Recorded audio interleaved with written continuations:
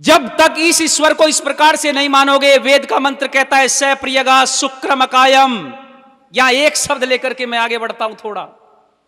ईश्वर के लिए वेद का मंत्र कह रहा है, परमात्मा ने खुद आदेश दिया वेद में कि ऐ दुनिया के लोगों, मैं अकायम हूं। कायम मैंने मेरी शरीर नहीं है, काया नहीं है मेरी, मैं शरीर में आ ही नहीं सकता, मैं शरीर से अलग हूं, शरीर से भिन्न हूं। पर जब हम ऐसा कहते हैं कि शरीर से भिन्न है, तो बहुत सारे लोग कहते हैं कि देखो शरीर से भिन्न है, जब दिखाई नहीं देता। आज तक किसी ने देखा क्या परमात्मा को? तो जो वस्तु दिखाई नहीं देती उसको तो हम मानते नहीं। बहुत सारे लोग ऐसा बोलते हैं कि जो वस्तु आंखों से दिखाई देती है हम तो केवल उसी को मानते हैं, उसी को स्वीकार करते हैं। पर जरा मैं आप लोगों से पूछना चाहता हूं, तमाम लोगों से पूछना चाहता हूं कि इस संसार के अंदर 3 सत्ताएं अनादि हैं। जरा पकड़िए मेरी बात, 3 सत्ताएं अनादि हैं। कितनी सत्ताएं बच्चों? 3। कौन कौन सी? एक ईश्वर है, एक जीव है, और तीसरा बोलो प्रकृति। अब विचार करके देखिए, इसमें हम ये समझने का प्रयत्न करेंगे कि कैसे हम संगठित होकर के अपने भारत की शक्ति को बढ़ा सकते हैं। ये विषय है मेरा, और ये जड़ है जिसको ऋषिवर दयानंद ने पकड़ा। स्वामी दयानंद सरस्वती ने यही देखा कि ये ईश्वर के नाम पर पूरे भारतवासी बटे हुए हैं। जब तक इनका ईश्वर ठीक नहीं होगा, जब तक इनकी किताब ठीक नहीं होगी, पुस्तक ठीक नहीं होगी, तब तक इन भारतीयों का विकास होना संभव नहीं। और इसी बात को ऋषिवर दयानंद ने पूरे जोरों से विज्ञान के आधार पर प्रमाणित करने का काम किया है। वही चीज मैं आपसे बताने की कोशिश कर रहा हूं। 3 सत्ताएं अनादि हैं। एक सत्ता है प्रकृति, और प्रकृति से यह बिगड़ करके सृष्टि बना। ये जो सृष्टि आज दिखाई दे रही है तमाम, ये प्रकृति की साम्यावस्था है। प्रकृति तो मूल तत्व है, मॉलिक्यूल्स है, वो इतना सूक्ष्म है कि उसको देख पाना संभव नहीं। वो सत्व रजतम है, लेकिन उससे विकृत होकर के सृष्टि बनी। अब ये सृष्टि बन गई, इसमें बहुत सारी चीजें हम आंखों से देख सकते हैं, डायरेक्ट देख सकते हैं। उसको कहते हैं प्रत्यक्ष प्रमाण। क्या कहते हैं? जो आंखों से दिखाई दे उसको क्या कहते हैं हम? प्रत्यक्ष प्रमाण। लेकिन मैं आपसे पूछना चाहता हूं, इस संसार में भी बहुत सारी वस्तुएं ऐसी हैं जो आंखों से दिखाई नहीं देती, तो क्या उनको हम मानते नहीं? इस संसार में भी तो बहुत सारी वस्तुएं ऐसी हैं जो आंखों से दिखाई नहीं देती, पर उनका अस्तित्व फिर भी हम स्वीकार करते हैं। कौन सी वस्तुएं हैं? एक चीज मैं आपको बताता हूं, छोटी सी।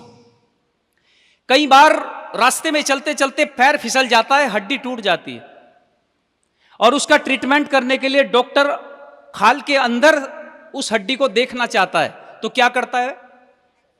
जरा जोर से बोलो, क्या करता है? एक्सरेज करता है। तो एक्सरा जब करता है, इसमें एक किरण का प्रयोग किया जाता है जिसको कहते हैं एक्सरेज, और इस एक्सरेज को फिल्म पर उकेरा जाता है। तो बताइए, किसी साइंटिस्ट ने, किसी वैज्ञानिक ने उस एक्सरे को देखा आज? तो उस रेज को, वो एक चित्र बनता है, एक फिल्म बनती है, उस पर आकर के उकड़ जाता है, उस पर चित्र बन जाता है, और वो एक्सरे के आधार पर हड्डी को देख लेता है।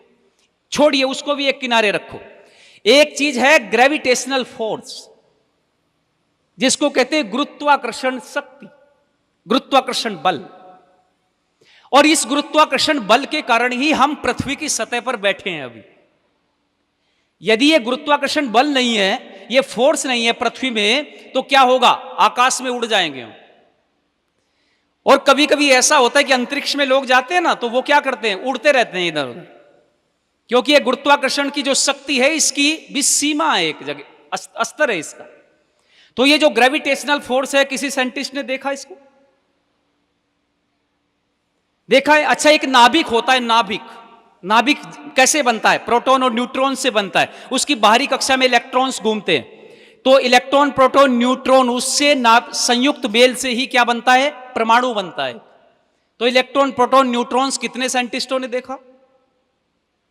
अच्छा बताओ, इन चीजों को स्वीकार करते हैं कि नहीं? हम मानते हैं कि नहीं? आंखों से देखा नहीं, लेकिन फिर भी मानते हैं। अच्छा, जो चीज आंखों से देखी नहीं फिर भी स्वीकार करते हैं, तो फिर हम ईश्वर को ये क्यों कहते हैं कि आंखों से देखा नहीं तो स्वीकार नहीं करेंगे? आत्मा को किसी ने देखा नहीं, लेकिन फिर भी झट से कह देते हैं देखा तो नहीं है, स्वीकार कैसे कर ले? लेकिन बाकी तमाम वस्तुओं को हम आंखों से नहीं देख पाते, लेकिन फिर भी उनके अस्तित्व को स्वीकार करते हैं। जबकि कुछ चीजें ऐसी होती हैं जो खाली प्रत्यक्ष प्रमाण से नहीं जानी जाती।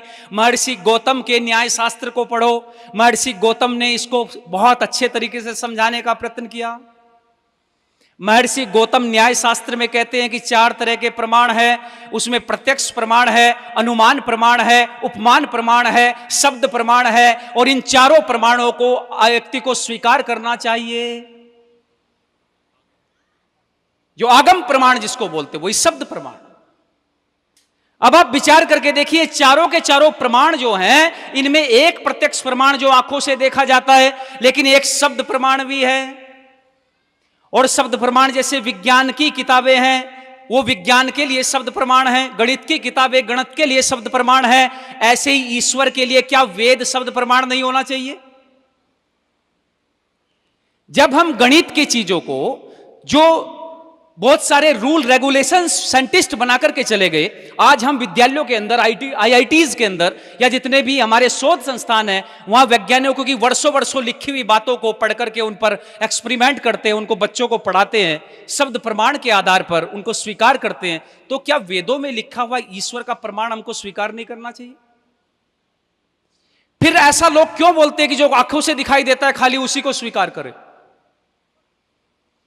इसलिए बहुत विचार करने की आवश्यकता है। यदि इस समाज के अंदर उस निराकार ईश्वर को स्थापित करने की बात की होती, यदि समाज को सही दिशा देने का काम किया जाता, तो यह जगह जगह पर इस तरीके की अवैदिक मान्यताओं का प्रचलन न होता। वो ईश्वर, वो परमपिता परमात्मा कण कण में विद्यमान है, वो परमात्मा सर्वत्र विद्यमान है, वो परमात्मा कर्म फल प्रदाता है, वो परमात्मा जगह जगह पर रहता है, हमारे कर्मों की व्यवस्था करता है, कर्मों का फल देता है। उस परमात्मा ने इस सृष्टि को बनाया। ये व्यवस्थित बनी हुई जितनी भी वस्तुएं हैं, वो सब परमपिता परमात्मा के द्वारा बनी हैं, जिसमें सूर्य चंद्रमा ग्रह नक्षत्र इत्यादि है। क्या इनको देख करके आपको नहीं लगता कि इनका बनाने वाला कोई है? ये दिन रात समय पर होते हैं, ऋतुएं बदलती हैं, कितने बढ़िया बढ़िया सुंदर फूल खिल रहे हैं। आप देखो, पत्ते का रंग अलग, फूल का रंग अलग, डाली का रंग अलग, कौन रंगरेज इसको रंग रहा है? कभी इस पर विचार करके देखिए। ये समस्त जो सत्ता है, ये परमपिता परमात्मा के द्वारा प्रदत्त सृष्टि है। इसको देख करके हम आभास करें उस निराकार ईश्वर को। जिसने भी अपने हृदय में स्थापित कर लिया, समझ लीजिए उसका कल्याण हो गया, और वही संसार में मानव अच्छा बन गया। पर क्या करें, आज तो इस ईश्वर के नाम पर ऐसे डरावनी चीजें समाज में प्रचारित की जा रही हैं, जिनके कारण समाज बड़ा दूषित हो गया। आहा, बड़ा भारी कष्ट होता है। और इसी पर दयानंद ने इसी चीज को समझाने का प्रयास किया कि ये घोर अविद्या, घोर पाखंड समाज के अंदर कैसे पनप रहा था। आप विचार करके देखिए महानुभाव। जबकि वेद का मंत्र कहता है कि न किल्विषम अत्र न आधारो अस्ति न यन्मित्रैः सममानेति अनुनम पात्रम निहितम नेतत् पक्तारम पक्वा पुनराविशाति। पढ़िए अथर्ववेद के मंत्र को। उसमें कहा गया है कि परमात्मा के यहां न आधारो अस्ति, उसके यहां किसी की सिफारिश नहीं चलती। देखो, परमात्मा के यहां, वेद का मंत्र कह रहा हूं, मैं प्रमाण दे रहा हूं। वेद बोलता है कि परमात्मा के यहां किसी की सिफारिश नहीं चलती, क्योंकि परमात्मा का कोई विशेष मित्र नहीं है, परमात्मा का कोई सगा संबंधी नहीं है। परमात्मा के लिए समस्त जीवात्माएं समान है। जैसा जैसा कर्म करता जाएगा, वैसा वैसा परमात्मा फल। बोलो, जब आर्य समाज ये चिल्ला चिल्ला कर कह रहा था कि दुनिया के लोगों, परमात्मा के यहां किसी की सिफारिश नहीं चलती, वो कर्मों का ठीक ठीक फल देता है, तो एक दिन तो व्याख्यान देते समय एक व्यक्ति ने प्रश्न कर दिया, एक ऐसे महापुरुष से जो बड़ा भारी आर्य समाज के बड़े पुरुषार्थी विद्वान उपदेशक हुए। आप सब उनको जानते होंगे। मैं बड़ा नतमस्तक होता हूं अपने पूर्वजों के समक्ष, जिनका नाम था पंडित रामचंद्र देलवी जी। बड़ा शास्त्रार्थ मारथी। और पंडित रामचंद्र देलवी जी जब व्याख्यान दे रहे थे कर्म व्यवस्था पर, तो उनसे किसी ने प्रश्न कर दिया और यह कह दिया कि पंडित जी एक चीज बताओ, क्या ये परमात्मा ऐसा नहीं कर सकते कि हम 100 कर्म अच्छे करें और 50 बुरे, तो परमात्मा 100 में से 50 काट के 50 का फल दे दे? तो पंडित जी बड़े हाजिर जवाब थे। वो कहने लगे, अच्छा एक चीज बताओ। कि पूछो क्या? कि क्या तुम 100 गायों में से 50 गधे घटा सकते हो? देखिए आर्य समाज का तर्क देखिए बात, वो कहते क्या तुम 100 गायों में से 50 गधे घटा सकते हो? अब ये व्यक्ति कहने लगा ऐसा कैसे संभव है, गायों में से गायें घटेंगी और गधों में से गधे घटते हैं, गायों में से गधे तो कभी नहीं घट सकते। लेकिन एक दिन हम ऐसे ही बोल रहे थे तो एक नौजवान खड़ा होकर कहने लगा जी मैं घटा दूंगा। हमने कहा आप कैसे घटाओगे? कि जी मान लो 2 गधों के बराबर 1 गाय, मान लेते ना गणित में, मैथमेटिक्स, कि मान लो 2 गधों के बराबर 1 गाय। हमने कहा ठीक है यहां तो मान लिया, पर घर में भी ऐसा ही मान लो। घर में भी क्या करो, 2 गाय मत पालो, क्या कर लो, 1 गधा पाल लो। और क्या होगा फिर? जब शाम को दूध दूने बैठेंगे तो कितनी बाल्टी भरेंगे? फिर पता चला कि गायों में से गायें माइनस होंगी, गधों में से गधे, गायों में से गधे माइनस हो ही नहीं सकते। ये थ्योरी गलत है। लेकिन इस समाज के अंदर इसलिए जो अच्छे कर्म हैं उनमें से बुरे कर्म बिल्कुल माइनस नहीं हो सकते। और ये सिद्धांत आर्य समाज का, ये वेद का सिद्धांत है। इसी सिद्धांत पर पूरा जोर दिया ऋषिवर दयानंद ने, और यही सिद्धांत जन जन तक समझाने का काम किया।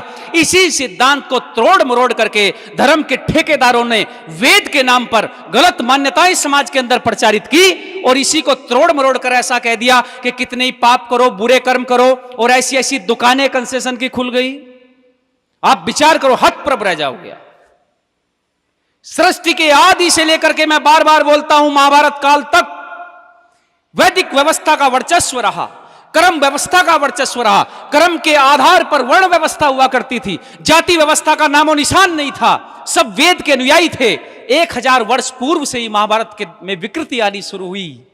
जाति व्यवस्था, अहंकार, आलस्य, प्रमाद, जिसके कारण यह वैदिक व्यवस्था लुप्त होती चली गई और समाज मेरा विकृत होता गया।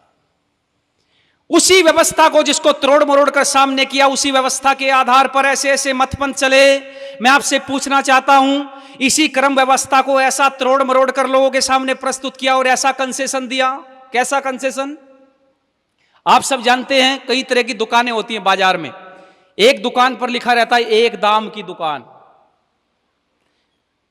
अब 1 दाम की दुकान कैसे? वहां बच्चा जाए, बूढ़ा जाए, जवान जाए, दोपहर को जाए, शाम को जाए, सुबह जाए, कभी भी जाए, कोई भी जाए, 1 दाम में सामान मिलता है, किसी भी समय जाए। लेकिन कुछ दुकानें ऐसी होती है जिन पर लोग लिख देते हैं यहां 25% की छूट मिलती है, यहां 50% की छूट। एक ने तो लिख दिया एक दिन 75% की छूट। अब हमने पूछा, अब तक लूट कर रहा होगा, 75% की अब छूट दे रहा है। तो जैसी कंसेशन की दुकानें आज बाजार में खुली हैं, ऐसी धर्म के क्षेत्र में भी कुछ वर्षों पूर्व कंसेशन की दुकानें खुली। जब वेद के विद्वान, वैदिक व्यवस्था में वेद में लिखा हुआ है नया आधारो अस्ति, सिफारिश नहीं चलेगी। फिर एक दुकान ऐसी कंसेशन की खुली जिसमें यह कहा गया और यह ऐसा संबोधित करते हुए बोला गया कि तुम हमारे पास में आओ, वहां कहां जाते हो, वहां तो अच्छे बुरे कर्मों का फल भोगना पड़ेगा। कि तुम्हारी दुकान पर क्या मिलेगा कि बस मक्का और मदीना की तरफ मुंह करो, कान पकड़ के कह दो या खुदा तौबा, सारे पाप माफ। बस इतना सा काम करना है और कुछ नहीं करो। वो खुदा बड़ा रहम दिल है, वो रहम करता है, रहम करने वाला है। कितने ही पाप करो, जुल्म करो, अन्याय करो, गला काटो, गर्दन काटो, बस कान पकड़ के कह दो या खुदा तौबा, सारे पाप। और इस कंसेशन के खुल जाने के कारण वैदिक व्यवस्था का लोप हो गया, वैदिक व्यवस्था का पतन होता चला गया। लोग इस्लामियत की तरफ भरने लगे, इतनी भारी संख्या में भीड़ लगने लगी, उस तरफ लोग जाने लगे। अरे विचार करके देखो, कहां थे ये लोग जो आज दंदना रहे हैं पूरे विश्व में। मैं निवेदन करता हूं, ये कंसेशन देने का परिणाम यह हुआ कि लोगों ने वैदिक मार्ग को छोड़ना प्रारंभ किया। मैं निवेदन कर रहा था कि इस दुकान के खुल जाने के कारण आर्य समाज के और वेद के सिद्धांत का लोप हुआ। उसके पश्चात जब लोग उधर जाने लगे तो ये ईसाइयों को चिंता हुई और इन्होंने भी कंसेशन दिया। और क्या कंसेशन दिया? इन्होंने कहा कि आकर के ईसा मसीह का बपतिस्मा ले लो, आकर के हमसे हुंडी लिखवा दो, जन्म जन्मांतरों के पाप माफ। अब ये जो पाप को माफ करने वाला माफीनामा चला, इस माफीनामा चलने के कारण लोगों को शॉर्टकट पसंद आने लगा। जो चीज जितनी महत्वपूर्ण है, लोगों, जो वस्तु जितनी मूल्यवान है, उसके लिए उतना ही ज्यादा पुरुषार्थ करना पड़ता है। आज यहां जयदीप जी बैठे हैं, जिस व्यक्ति के साथ जुड़े हुए हैं स्वामी रामदेव जी, इतना बड़ा एम्पायर खड़ा करने में स्वामी रामदेव जी को बताइए थोड़ा पुरुषार्थ करना पड़ा या ज्यादा? ज्यादा पुरुषार्थ करना पड़ा। और एक स्वामी रामदेव नहीं, जाने कितने सारे ऐसे सन्यासियों का, ऐसे राजाओं का जो पालक है वो परमपिता परमेश्वर है, जिसको प्राप्त करने के लोग चाहते हैं जी शॉर्टकट मिल जाए, जो सारी संपत्ति का मालिक है, जो सर्वज्ञ है, सर्वशक्तिमान है, सर्व अंतर्यामी है, जिसको प्राप्त करने के बाद कुछ भी शेष नहीं रहता, सारी संपत्तियों का मालिक ये जीव बन जाता है, ऐसे आनंद में डूबता है। उस ईश्वर को प्राप्त करने के लिए लोगों ने शॉर्टकट बना लिए। बस कुछ नहीं करना है, कितने पाप करो, जुल्म करो, बत्तीसवां ले लो आकर के, पादरी साहब से बत्तीसवां पढ़वा लो, हुंडी लिखवा लो। एक दिन एक डाकू पहुंच गया और कहने लगा भाई साहब बहुत जुल्म किए, क्या मेरे भी माफ हो सकते हैं? कि हाँ हो सकते हैं, लाओ 5,000 रुपए दो। अब हुंडी लिखने लगा, डाकू कहने लगा मैंने तो अब तक पाप की, आगे भी यही करूंगा, मेरी कोई नौकरी नहीं है, कोई काम नहीं है मुझे, क्या आगे के पाप भी माफ हो सकते? कि हाँ हो सकते, लाओ 5,000 रुपए और दो, मैं हुंडी लिख देता। अब 10,000 रुपए हो गए और इसने हुंडी, मैंने एक पेज उठाया और उस पर लिखना प्रारंभ किया, ये व्यक्ति धर्मात्मा है, परोपकारी है, सज्जन है, दूसरों का भला करता है, जब ये मरे तो इसको जन्नत में जगह हो मिल जाए। और वो मोड़ करके इसको दे दी कि जब तुम मरो अपने बच्चों को दे देना, दिफनाएंगे तो सिराने की तरफ रख देंगे, जब खुदा हिसाबो किताब करेगा तो जन्नत में जगह। अब पादरी साहब 10,000 रुपए लेकर के जेब में डालने लगे, इसने रिवाल्वर निकाला डाकू ने और कान पर लगा लिया पादरी साहब के। अब ये पादरी कहने लगा ये क्या करते हो, दोजख में जाओगे, नरक में जलोगे? कि कैसे जलूंगा, आगे तक के माफ करवा रखे, करवाए थे नहीं कि आगे तक के पाप। तो ये पाप का जो माफीनामा चला ये यहां तक ही सीमित नहीं रहा, लोग ईसाई बनने लगे, इस्लाम में जाने लगे, तो इन पौराणिकों को चिंता हुई, इन्होंने कहा हमारे पास तो कोई आता नहीं तो हम तो खाली हो जाएंगे, तो इन्होंने भी कंसेशन दिया। और क्या कंसेशन दिया कि हरि हरती पापानी हरि हरिते शर्म गया, कि हरि हरि कहने से मुक्ति हो जाएगी, और कोई हरिद्वार पहुंच जाए तो जन्नत में चला जाए, उसकी मुक्ति हो जाती। इसलिए लोग हरिद्वार भागने लगे कि जन्नत मिलेगी, मुक्ति मिलेगी। पर हरिद्वार जाते समय हमने हरिद्वार वालों को भी कहीं और भागते देखा। विचार करिए, मंथन करिए, चिंतन करिए, ऋषिवर दयानंद क्यों रोए? हरिद्वार वाले हरिद्वार में शांति प्राप्त नहीं कर रहे हैं। हरिद्वार वालों ने फिर जब देखा लोग हरिद्वार जाने लगे तो काशी वालों को चिंता हुई और इन्होंने भी कंसेशन दिया और कहा कि प्रातः काले स्वयं दृष्ट्वा निशि पापम विनश्यति। प्रातः काल यदि शिव के दर्शन करोगे तो शाम तक के पाप माफ। मध्याह्ने आगम कृतम, यदि दोपहर में करोगे तो आने वाले जन्मों के पाप माप। और इन्होंने तो सबको फेल कर दिया और कहा कि सायं में सप्त जन्मानाम, यदि श्याम को दर्शन कर लोगे तो 7 जन्मों के पाप माफ हो जाएंगे एक बार दर्शन करने से। मैं प्रमाण देता हूं, यह पुराणों में लिखा है। महर्षि दयानंद ने सत्यार्थ प्रकाश के एकादश समुल्लास में बहुत बढ़िया तरीके से इस सब को समझाने का प्रयत्न किया कि यही है आर्यवर्त के विनाश का कारण। यही व्यवस्था है जिसके कारण सारा देश टूटता चला गया, जिसके कारण ये माफीनामा चला और लोगों ने इसी माफीनामे के चक्कर में आकर के वैदिक सिद्धांत का हनन करना प्रारंभ कर दिया है। वेद का ज्ञान लुप्त होता चला गया, निराकार ईश्वर लोगों से बोलो छूट गया। इसलिए बंधुओं, ऋषिवर दयानंद का अपने घर का कोई सिद्धांत नहीं है, ऋषिवर दयानंद का वेद का सिद्धांत है। जब तक इस पर वापिस नहीं आओगे तब तक आपको अस्थाई सुख और आनंद मिल नहीं सकता। इसलिए अपनी वाणी को मैं विरमित करता हुआ निवेदन इतना करना चाहता हूं कि कैसा मेरा देश था और आज कैसा बन गया, इस पर आपको विचार करने की आवश्यकता है। जिस दिन ईश्वर आपका एक हो जाएगा, पाखंड को समझ करके आप उसको एक झटके में दूर करना। लचक नहीं होनी चाहिए, ये भी ठीक, वो भी ठीक, तू भी ठीक, मैं भी ठीक, ये ठीक नहीं है। सत्य एक होता है, एक होता है सत्य, और उस सत्य को स्वीकार करो। यदि नहीं करना है तो बिल्कुल बीच के दौर में मत जियो। यदि बीच के दौर में जियोगे तो न इधर के रहोगे और न उधर के रहोगे, आपकी नैया मझधार में डूब जाएगी। इसलिए हम सब निराकार ईश्वर के आस्थावान, पूजा करने वाले पुरुषार्थी व्यक्ति बने।